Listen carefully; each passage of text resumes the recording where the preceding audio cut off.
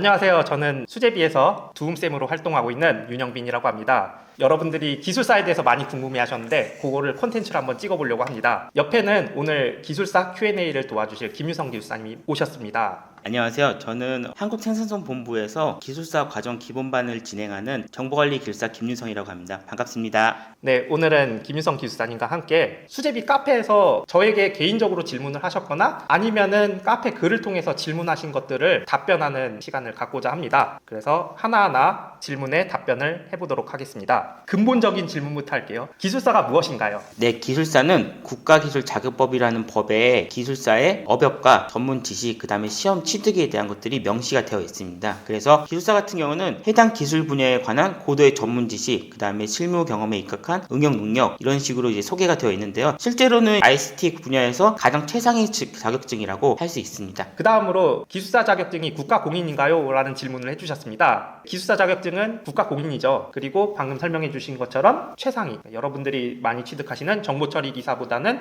한 단계 위 자격증이라고 생각하시면 되겠습니다. 네, 그래서 이제 국가 자격 시험은 크게 두 개로 나눠집니다. 국가 기술 자격과 국가 전문 자격으로 나눠지는데, 이제 국가 전문 자격 같은 경우는 여러분들이 알고 계시는 변리사, 세무사, 회계사, 관세사, 변호사 이런 시험들이고요.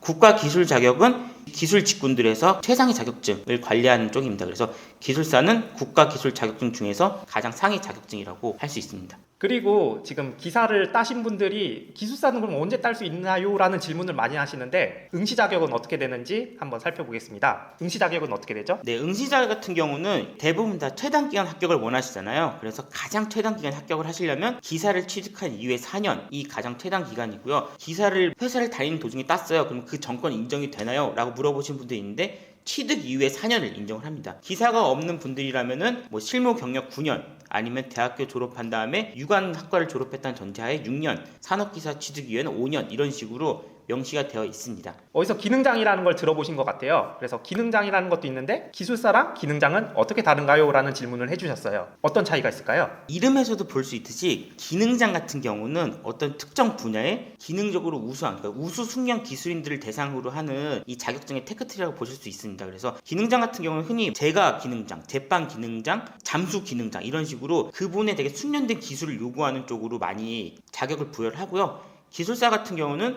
건축기술사, 소방기술사, 토목기술사 뭔가 시공, 감리, 설계를 담당을 하시긴 하나 액션을 하시진 않잖아요. 근데 기능장 쪽은 좀 더 액션에 가까운 쪽이라고 보시면 될 것 같습니다.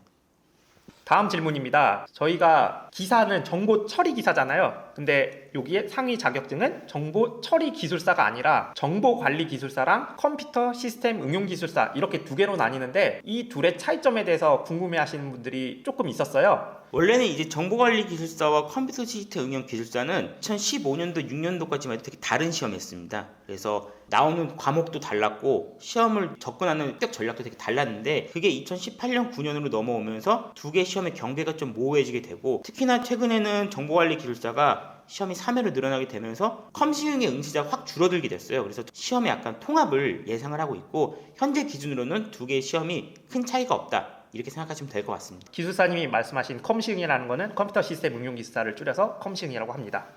기사랑 기술사랑 어떻게 다른지 질문을 하신 분이 있어요. 그래서 시험 절차가 어떻게 되는지 간단하게 말씀해 주시면 좋을 것 같습니다. 기술사 같은 경우는 이제 크게 필기시험과 실기시험으로 나누게 되는데 필기시험 같은 경우는 논술형 시험입니다. 그래서 총 4교시를 보게 되고 한 교시당 100분씩 이제 보게 됩니다. 그래서 100점 만점에 60점 이상을 맞으면 합격을 할 수 있고 꽈락은 없습니다. 근데 대부분의 합격자들은 60점에 가까운 점수를 맞고 60점 언저리에서 합격을 하기 때문에 100점을 맞고 합격한다 이런 건 거의 없다고 보시면 될 것 같고요. 논술형 시험이기 때문에 제한된 시간에 자기의 생각을 합리적으로 논리적으로 서술하는 과정이 이제 필기시험을 보시면 되고요. 필기시험 보니까 100분 곱하기 4교시인데 수능보다 더 기네요? 네, 그렇죠. 이게 굉장히 체력을 많이 소모하는 시험입니다. 그래서 시험을 9시에 시작하게 되는데 4교시가 끝나고 나면 5시 20분이 돼요. 쉴 새 없이 뭔가 자기의 생각을 펜으로 써 내려간다는 이거 자체가 체력 소모가 심한 시험이죠. 그러면은 실기시험은 어떻게 되나요?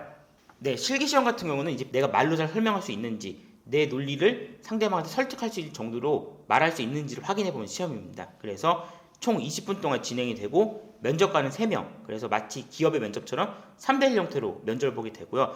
마찬가지로 실기시험도 60점 이상이 합격이라고 생각하시면 됩니다. 다음 질문입니다. 수제비 카페에서 가장 많이 물어본 질문인데 기술사를 취득하고 어떤 부분에 메리트이 있을까요? 라는 질문입니다. 저희가 이제 힘들게 공부를 하는 것들이 뭔가 조금 더 삶이 나아지거나 아니면은 뭐 영유활동 조금 더 쉽게 하거나 이런 것들이 다 목적이시잖아요. 그래서 기술사를 취득을 하게 되면은 갑자기 뭔가 다이나믹하게 뭔가 삶이 변한다기보다는 이런 거를 도전할 수 있는 기회가 많이 생기게 됩니다. 그래서 기존에는 접근할 수 없었던 뭐 산업계 전문가 활동들, 뭐 정보통신기획평가원의 평가위원이나 아니면은 나이파, 뭐 자문위원 평가위원들이 가능해지고요. 그 다음에 NCS 같은 것들의 지필도 가능해집니다. 그 다음에 공공사업에 대한 제안평가위원도 다 배타적인 자격을 주어지게 돼요. 특히나 이런 평가위원이나 자문위원 같은 경우에는 가보시면 아시겠지만 대부분 다 박사랑 기술사들의 영역입니다. 그래서 기술사를 취득하시면은 이런 부분에 대한 자격 조건이 이제 생긴다라고 생각하시면 될 것 같고요. 그전에는 이제 저수를 한다거나 기고, 투고를 할 때 과연 내 글을 실어줄까라고 고민을 하시겠지만 기술사가 돼서 이런 활동들을 하시면은 많은 기관에서 이 지필 활동을 하실 수 있도록 도와주십니다. 자격도 많이 쉽게 취득을 할 수가 있고요.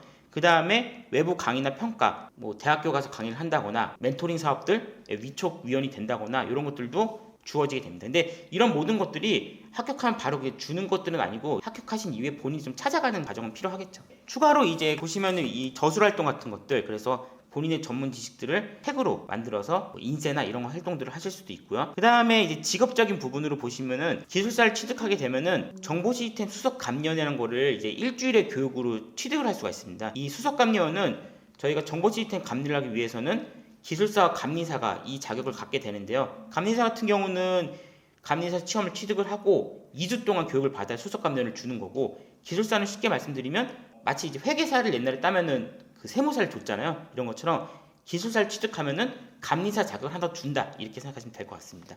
수석 감리원 같은 경우, 이제 감리사 같은 경우는 여러분들이 지금 이제 정보처리 기사를 공부하신 입장에서는 와닿지 않을 수도 있겠지만 굉장히 정년을 길게 활동할 수 있는 자격증입니다. 그래서 뭐 오늘 이 회사를 퇴사하고 내일 감리법인 이직도 가능한 약간 라이센스 기반으로 일할 수 있는 자격증이라고 보시면 될 것 같고요. 그 다음에 당연히 좋은 조건의 ICT 업계로 이직도 가능하겠죠. 내가 어떤 회사를 다니고 있다 그러면은 지금 회사보다 더 나은 조건, 더 나은 대우로 이직도 가능할 수가 있습니다. 기술사를 원하는 회사들도 굉장히 많거든요. 그 다음에 아무래도 기술사가 국가기술 자격의 최고 자격증이다 보니까 공기업이나 공공부문에서도 기술사에 대한 가점이 명시가 되어 있습니다. 그 다음에 민간 경력 특채로 5급 사무관으로 채용될 수 있는 기회도 있겠죠. 보통 이제 5급 사무관으로 가려면 행시, 기술고시 이런 걸 해야 가능하지만 그때 이제 민간 경력이 있으신 분들은 이 기술사 자격증을 통해서 공공 분야로 진출할 수 있는 기회들도 있습니다. 그 다음에 뭐 기타 활동으로 보시면은 이제 기술사 사무소, 드라마나 이런 거 보시면 뭐 땡땡 건축소 사무소, 아니면 건축 기술사 사무소 이런 것들이 있었잖아요. 기술사 사무소에 창업이 가능합니다. 기술사법 10조에 그 기술사 사무소에 대한 것들이 명시가 되어 있고요. 근데 저처럼 이제 그 강의 활동, 멘토링 활동을 하시는 분들도 있고, 그다음에 저술 활동을 하시는 분들도 있고, 굉장히 다양한 분야에서 활동을 하고 계십니다. 저는 이제 기술사 취득하고 어떤 메리트이 있냐라고 했을 때 내가 어떤 일을 하고 싶을 때 촉매 역할을 한다고 생각합니다. 내가 이거 한번 해봐야지 했을 때 서포트를 해주는 자격증이고, 그리고 저한테 따로 질문을 해주신 건데 기술사를 따고 삶이 많이 바뀌었냐라고 했는데 저는 삶이 매우 많이 바뀌었습니다. 원래는 그냥 평범한 직장인이었는데 수제비 이 시리즈 책을 쓰게 됐고, 이걸로 인해서 인터넷 강의를 찍게 됐고요. 제 케이스가 아니더라도 이제 다른 기술사분들도 책을 써서 그거에 대한 강의를 나가시는 케이스도 많고, 기술사를 따고 제일 많이 바뀌는 게 이직입니다. 그래도 이름을 들어서 알만한 기업으로 이직을 많이 하시는데, 그런 부분에 있어서 기술사가 여러분들의 미래에 도움을 주지 않을까 생각을 합니다. 네, 그래서 지금 보시면은 수제비 쪽에 이제 기술사님들도 굉장히 이제 활동적으로 여러 가지 이제 다양한 활동들을 하시게 되지만, 여기 끝에 이제 이직이 있잖아요. 사실 저도 이제 기술사를 취득한 이후에 이직을 했습니다. 근데 이직이 되게 유리한 자격증이긴 해요. 근데 기술사를 이직만 가지고 따기에는, 준비를 하기에는 좀 난이도 높은 자격증인데, 이제 이렇게 생각하시면 좋을 것 같아요. 이직은 기술사가 얻을 수 있는 부가가치 중에서 그중 하나다. 높은 비중은 아니고요. 근데